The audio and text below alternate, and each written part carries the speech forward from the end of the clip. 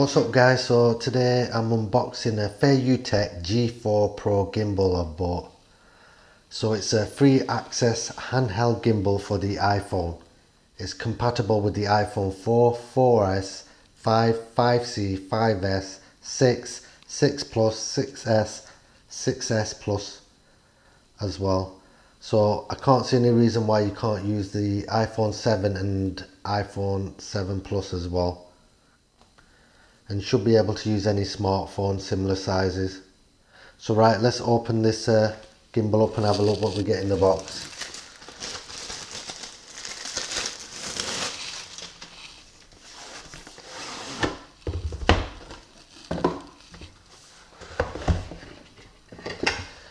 So we've got some instructions and a warranty card. We've got a charging lead, which is a micro USB lead. Got a battery charger where the lead connects in there to charge it. We've got a heavy counterweight and a 1mm counterweight. We've got 4 batteries. You use 2 batteries at a time. They're lithium ion batteries, and each set of batteries will last up to 4 hours per session, and the batteries are 900 milliamps. This is the handle, and this is where the batteries actually go inside. Underneath we've got an internal 1/4 inch tripod mount, and we've got external threads which will mount a extendable pole to it. I'll see if I can put a picture or a link of that up if I can. But I've got a little mini tripod here, and I'll just show you how that connects to that. And basically you can connect any size tripod to it, so you can have it fixed in any place you want. So right, let's have a look at the gimbal itself. So this is the gimbal. It just says on it that when the gimbal's not in use, place it flat on the table and make sure it's powered off.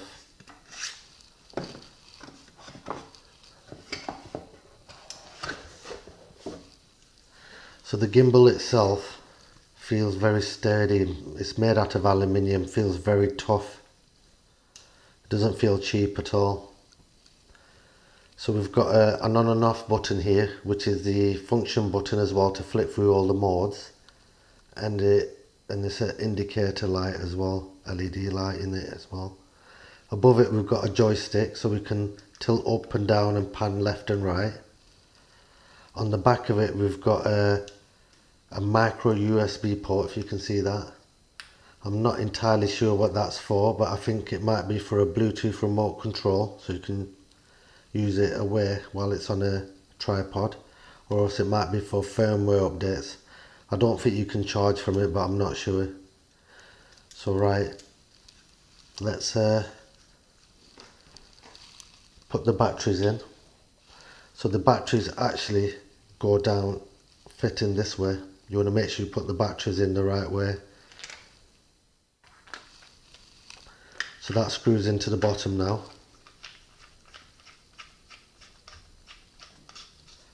And we're ready to go. Apart from one thing, we want to balance the gimbal first. So what we need to do is, depending on what phone you're using, we need to use a counterweight. So I've got the instructions here. So if you can see that for the iPhone 4 and 5 here, it shows you that you use the lightweight, what it comes with as standard on. And it's telling you to leave a 9mm gap in between the phone and the gimbal to balance it, so your horizon will be level then. So over here we've got the iPhone 6. It's telling you can use the standard weight which is on it without leaving a gap.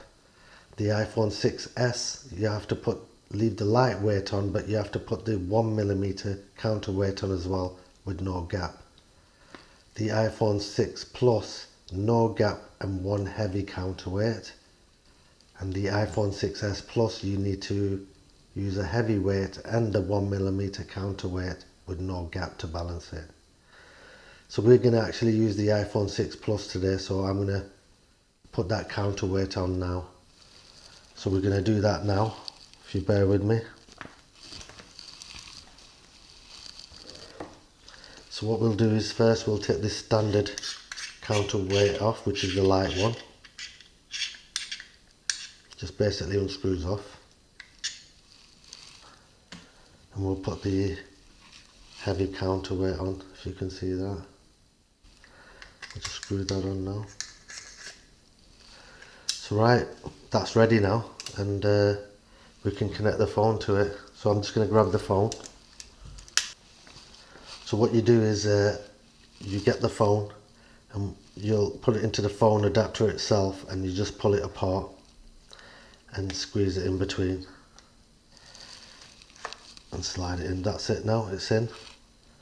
So we would just want to quickly check it and see if the gimbal is balanced.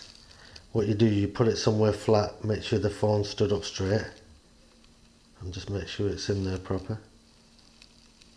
And once you let go of it, it should be level to the horizon the way it is, and you know it's balanced. So right, we'll turn it on now. So what you do to turn it on, you press the on and off button here for 3 seconds, and now it's on. So now it's on. As soon as it comes on, it'll be in panning mode now. All you can do with this now is you can pan to the left and you can pan to the right, and you can't tilt up and down. It's locked in that position. When it's in this mode, it'll flash once every so many seconds to let you know it's in panning mode. While it's in panning mode, you can use the joystick to go up and down. So now you can tilt up and down if you want. So right, that's the panning mode. So if you press the function button twice, that'll take you into panning and tilting mode. So we'll do that now. So now it's in panning and tilting mode. So we'll try tilting it now. Yep, it tilts down and it tilts up. It pans to the left and it pans to the right. And in this mode, the joystick won't work at all. So right, the next mode is inversion mode. If we press the function button 3 times, it'll go into inversion mode. 1, 2, 3. So now you can turn it upside down and you can get them low shots. But as soon as you've gone down like this, straight away it goes into panning mode only. So you can pan to the left, pan to the right, but you can't tilt. So if you press that twice, now you're in panning and tilting mode, so you can tilt and pan now, just to show you that. And if you press it once, it'll go into lock mode. So if you wanted to, say, stick with this subject here and you wanted to lock onto it, now if you tilt and pan, it will not move at all. It'll stay on that fixed one place. If you press it once more, it'll come out of lock mode. So now you can move it about. And if you press it 3 times, it'll take it out of immersion mode. So that's 1, 2, 3. So now we're back into panning mode. It's flashing once. So just to show you again, if we press it once, it'll go into lock mode, even in this position now. So if you're concentrating on that, that's it now. It's locked onto that position. No matter what you do, it will not move. But while you're in the lock position, you can use the joystick to control it. So you can pan up and down. I mean, you can tilt up and down, and you can pan to the left and right as well if you wish to do so. So that, which is pretty good. Press it once to come out of lock mode now. It'll be back into tilt panning mode. So there is another thing as well. If your gimbal did end up in a certain place where you weren't happy with it, what I'll do is I'll put it into an awkward spot, somewhere like that, and you're not happy with it and you want it back, it's done it already itself. So right, I'll try that again. So if you have it somewhere and you want it back to the front again, if you press it 4 times, that's the reset button and it'll bring it back to the front. So 1, 2, 3, 4. So now it's back to the front and now you can pan again with it. It's very smooth. It is pretty good, I do like it. I will try to get some footage with it and put it on. And yeah, I'll definitely do that.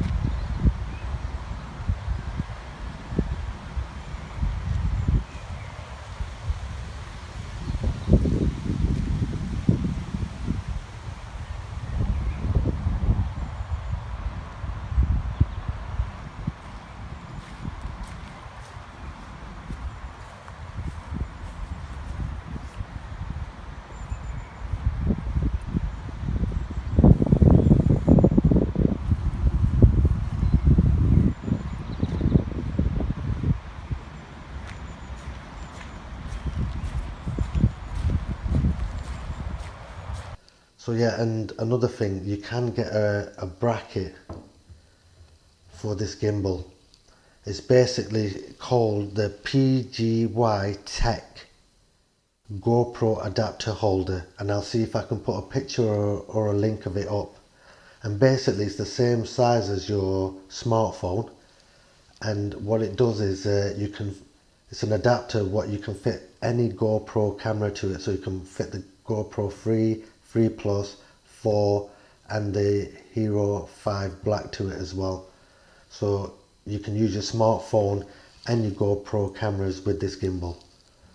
So that's great now, so you know what I mean, multifunctional, it's great.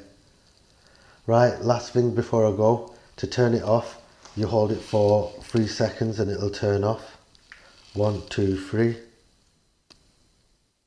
Now it's off. Just make sure your phone doesn't bang though, just in case. And that's it. Right, thank you for watching. Like, comment and subscribe. Bye.